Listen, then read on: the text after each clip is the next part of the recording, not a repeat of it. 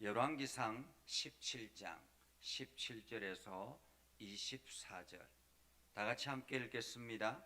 이 일 후에 그 집 주인 되는 여인의 아들이 병들어 정세가 심히 위중하다가 숨이 끊어진지라. 여인이 엘리야에게 이르되 하나님의 사람이여 당신이 나와 더불어 무슨 상관이 있기로 내 죄를 생각나게 하고 또 내 아들을 죽게 하려고 내게 오셨나이까.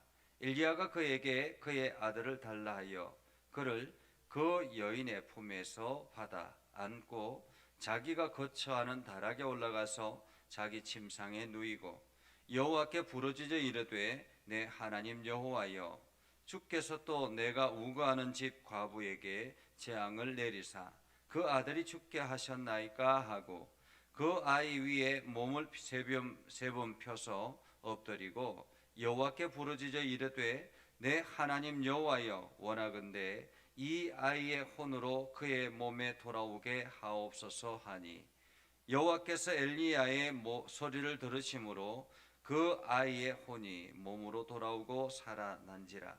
엘리야가 그 아이를 안고 다락에서 방으로 내려가서 그의 어머니에게 주며 이르되 보라 내 아들이 살아났느니라.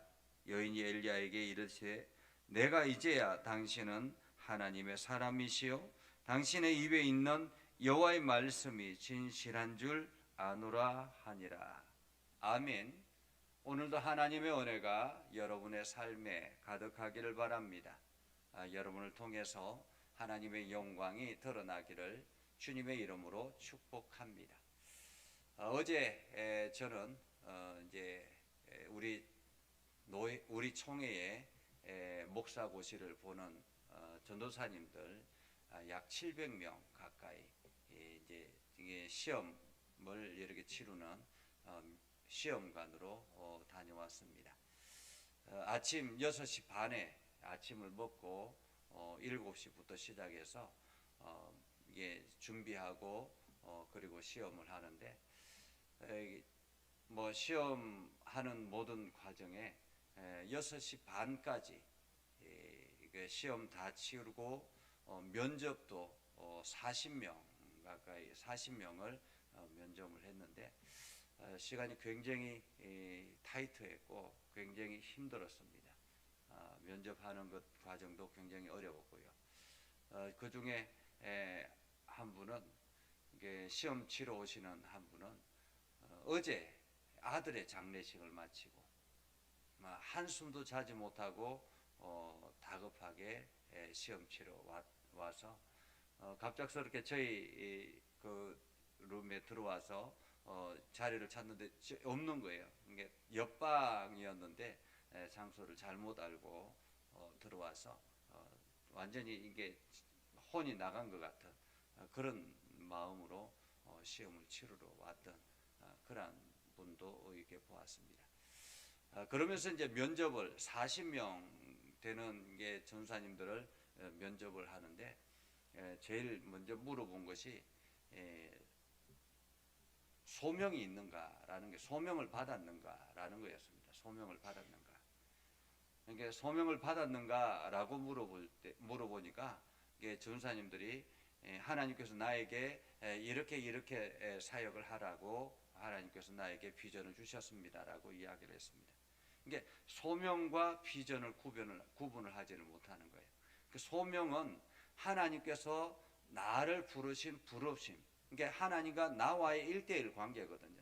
이 부르심이 확신이 있어야 하나님이 나를 부르셨다라는 확신이 있어야 그 다음에 그 소명을 가지고 사명감을 가지고 세상을 향해서 나아가는 거죠. 그래서 비전은 부르심을 받은 사람들이 세상을 향해서 나아가야 될 일들에 대해서 이야기를 하는 거고 부르심은 하나님과 나와의 관계예요. 그러니까 하나님께서 여러분을 부르시는 거죠. 그 부르심을 소명이라고 이야기합니다. 여러분이 내가 하나님의 부르심을 받아서 믿음의 사람으로 확고하게 서 있습니다라는 그 부르심이 확신이 있으면 소명을 받은 거예요.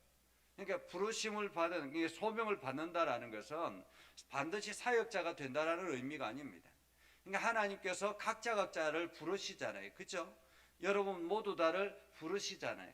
그 부름은 소명인 거예요. 부름은. 그러니까 이 부름을 받고 난 다음에 내가 세상에 어떻게 살아가야 될까 하는 것은 사명감을 가지고 가는 거죠. 그래서 부르심이 확신이 있어야 사명감이 흔들리지 않는 거죠.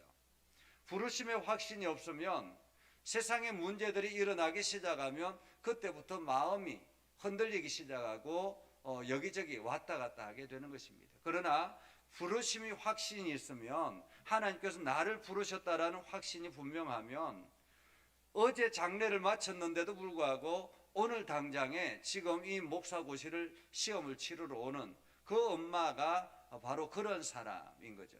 부르심의 확신이 있기 때문에. 그렇기 때문에 자기가 가야 될 길이 분명하기 때문에 힘들고 어려워도 고통스러워도 이 길을 가는 거거든요. 오늘 이 부르심에 응답한 엘리야의 모습을 우리는 봅니다.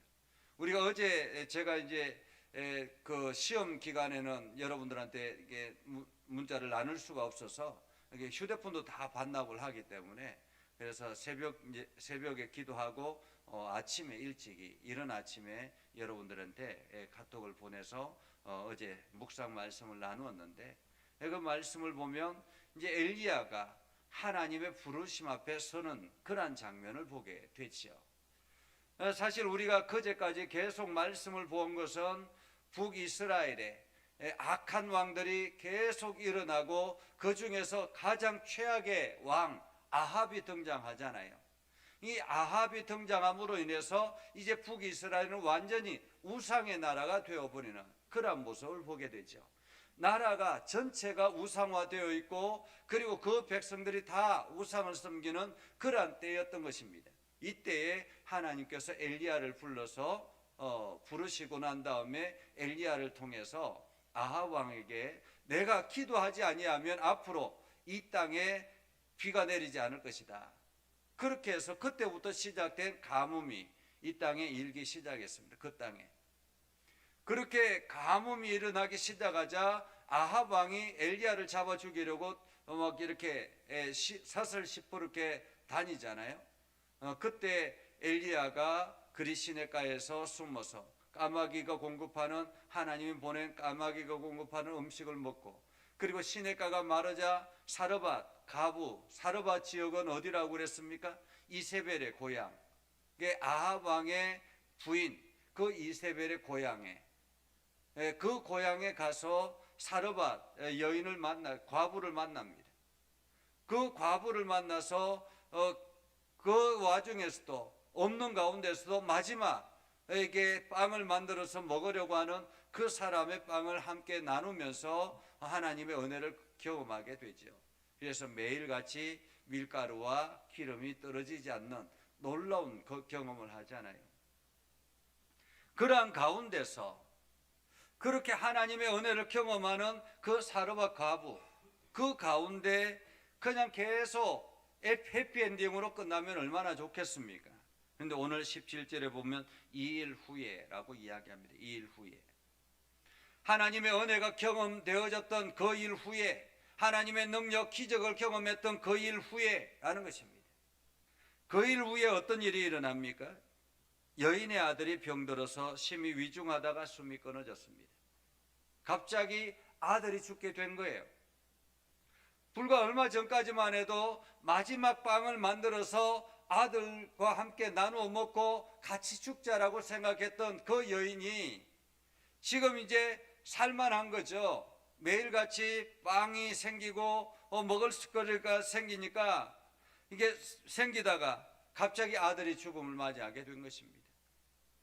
그러자 여인이 엘리야에게 찾아와서 원망하기 시작합니다. 당신이 나와 무슨 상관이 있기로 내 죄를 생각나게 하고 내 아들을 죽게 하십니까? 라고 이야기합니다. 내 아들을 죽게 하려고 내게 오셨습니까? 라는 거죠.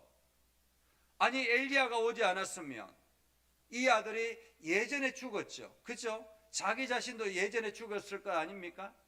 근데 엘리야가 와서 지금 살 수 있는데 같이 살아가고 있는 과정에서 아들이 죽었습니다. 그런데 그 책임을 엘리야에게 돌리는 거예요. 믿음이 없는 사람은 하나님을 경험해도, 하나님의 능력을 경험해도, 기적을 경험해도 상황이 바뀌면 또다시 이렇게 원망의 소리를 쏟아낸다라는 것입니다.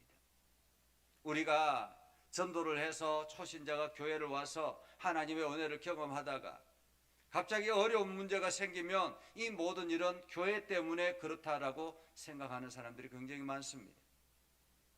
아니, 교회에 다니지 않아도 이미 오래전에 그 이전에 훨씬 더 안 좋은 상황이 될 수 있었는데도 불구하고 이 지금 교회에 다녔기 때문에 이런 문제가 일어난다라고 생각해서 교회를 멀리하는 그런 사람이 있습니다. 이것이 믿음이 없는 사람의 모습이라는 것입니다. 그러한 가운데서 부름받은 우리는 어떻게 해야 되는가? 하나님의 부름받은 우리는 어떻게 해야 되는가라는 것입니다. 그런 사람들을 대해서 우리가 그런 사람들을 만나게 되면 우리는 어떻게 해야 되는가? 오늘 엘리야는 아무 대답을 하지 않습니다. 거기에 대해서 이런 반구하지 않죠. 논란을 막 화를 내지도 않습니다. 그냥 아기를 데리고 오라라고 이야기합니다. 왜 아기를 데려오라고 합니까? 기도로 결단하기 위해서, 하나님 앞에 원인을 알기 위해서. 그래서 엘리야가 그 아기를 달라 그래서 여인의 품에서 아기를 받아가지고 다락에 올라갑니다. 게스트하우스에 올라간 거죠. 올라가서 하나님 앞에 부르짖어 기도하기 시작하죠. 하나님, 내가 우고하는 집 과부에게 재앙을 내리사 이 아들을 죽게 하셨습니까? 그러면서 간절하게 하나님 앞에 그 아이 위에 몸을 엎드려서 함께 포개고 3번이나 엎드려서 포개입니다. 이것은 마치 엘리야 자신이 사생결단하듯 하는 모습이죠. 여러분, 사역자가 이때 당시에 죽은 시체를 만지면 어떻게 됩니까? 죽은 시체를 만지면 부정한 사람이 되는 거예요. 사역자가 부정한 사람이 되면 사역을 하지 못하는 것입니다. 그런데 지금 그것이 문제가 아닌 거죠. 지금 자기의 사역의 모든 것을 내려놓고 하나님 앞에 결단하며 기도하는 것입니다. 하나님, 왜 이 아들을 죽게 하십니까? 라는 거죠. 그러면서 하나님 앞에 기도합니다. 그리고는 여호와여, 원하건대 이 아이의 혼으로 그의 몸에 돌아오게 하소서. 하나님 앞에 간절하게 기도하자 하나님께서 뭐라고 말씀하십니까? 소리를 들으심으로. 하나님은 부름받은 사람의 그 기도의 소리를 들으시는 것입니다. 여러분, 그렇기 때문에 이 새벽 예배, 그냥 단순히 하루의 시작을 알리는 마치 행사처럼 그렇게 생각해서는 안 되는 것입니다. 우리가 간구하는 그 간구의 소리를 하나님은 들으신다라는 것입니다. 부름받은 거룩한 백성들이 하나님 앞에 외치는 그 부름의 소리를 하나님은 들으시는 것입니다. 들으시고 난 다음에 혼이 몸으로 돌아와서 살아난지라. 엘리야가 그 아이를 안고 다락에 내려가서 그의 어머니에게 주자 그 아들이 살아나고 그의 어머니가 주자 여인이 이야기합니다. 내가 이제야 당신은 하나님의 사람이시오, 당신의 입에 있는 여호와의 말씀이 진실한 줄 아노라. 여호와의 말씀을 진실한 줄 아노라.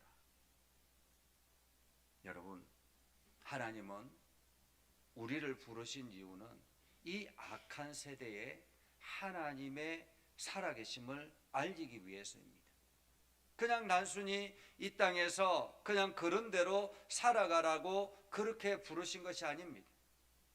하나님을 경험하고 하나님의 역사하심을 세상 사람들에게 알리고 그것을 통해서 세상 사람들이 주께로 돌아오기를 원하셔서 하나님은 우리를 부르신 것입니다. 각자를 부르신 거죠. 목사만 부른 것이 아닙니다. 목사만 소명을 받은 것이 아니죠. 여러분 모두 다가 하나님의 부름 앞에 서 있는 것 아닙니까? 여러분이 하나님의 부름 앞에 섰기 때문에 소명을 받은 사람이기 때문에 오늘도 하나님의 거룩한 백성으로 살아가는 것 아니겠습니까? 오늘 하나님께서 우리를 통해서 세상에 하나님의 이름을 증거하기를 원하시는 것입니다. 그래서 여러분이 오늘도 그 말씀 앞에 순종하며 오늘도 복된 삶을 살아갈 수 있기를, 그래서 하나님의 역사를 세상 사람들에게 알리는 복된 기회가 되기를 주님의 이름으로 축복합니다. 기도하겠습니다. 거룩하신 아버지 하나님, 오늘도 하나님께서 저희를 부르셔서 하나님의 일꾼 삼아 주시고 하나님의 능력 안에 거하게 해주셔서 주의 말씀을 온 땅에 증거하게 해주심을 감사드립니다. 하나님, 오늘 엘리야를 부르셔서 하나님의 일꾼으로 세우시고 그 악한 어둠의 세상에서 하나님의 살아계심을 보이게 해주심을 감사드립니다. 하나님, 엘리야처럼 오늘도 우리를 부르셔서 이 악한 세대에 하나님의 살아계심을 전하게 하기 위해서 부르신 줄 압니다. 우리가 그 사명을 잘 감당할 수 있도록 오늘도 힘차게 나아가는 우리의 삶이 되게 하옵소서. 하나님, 오늘도 우리의 기도를 들어 응답하여 주시고 우리의 기도를 통해서 세상에 살아계신 하나님을 전하는 복된 기회가 되게 하여 주옵소서. 예수님의 이름으로 기도드리옵나이다. 아멘. 이제는 우리 구주 예수 그리스도의 은혜와 하나님 아버지 극진하신 사랑과 성령님의 감화감동 역사 위로 교통하시며 은혜가 주의 말씀 의지하며 나아가는 믿음의 백성들 위해 하는 모든 일들 위해 영원토록 함께 하옵시기를 간절히 축원하옵나이다. 아멘.